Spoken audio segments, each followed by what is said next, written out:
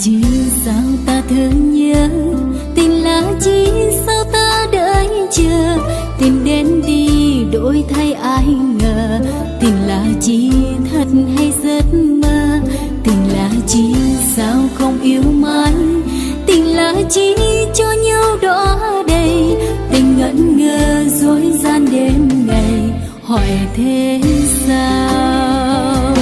Tình là chi hơn thua đua đòi, tình say đắm phút chốc với vội, tình sao nỡ khi bên nhau rồi, còn khao khát ước muốn xa xôi. Tình là chi sao không chân thành, tình ngóng bướm đôi mắt mong manh, tình cớ sao yêu thương tranh giành, lẽ tại sao?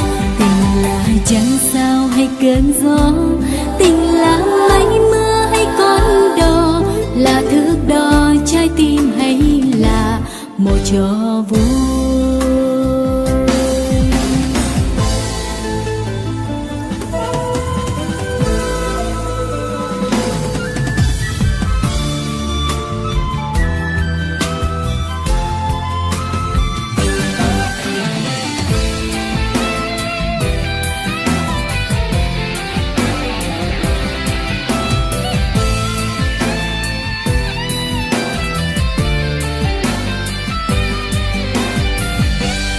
Tình là chi sao ta thương nhớ, tình là chi sao ta đợi chờ, tình đến đi đổi thay ai ngờ, tình là chi thật hay giấc mơ, tình là chi sao không yêu mãi, tình là chi cho nhau đỏ đầy, tình ngẩn ngơ dối gian đêm ngày, hỏi thế sao? Tình là chi hơn thua đua đòi, tình say đắm phút chốc với vội, tình sao nỡ khi bên nhau rồi, còn khao khát ước muốn xa xôi. Tình là chi sao không chân thành, tình ngóng bướm đôi mắt mong manh, tình cớ sao yêu thương tranh giành, lẽ tại sao?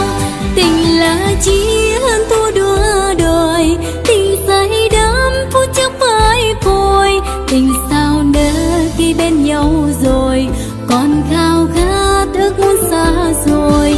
Tình là chi sao không chân thành, tình ngóng bướm đôi mắt mong manh, tình cớ sao yêu thương tranh giành, lẽ tại sao? Tình là trăng sao hay cơn gió, tình là mây mưa hay con đò, là thước đo trái tim hay là một trò vui?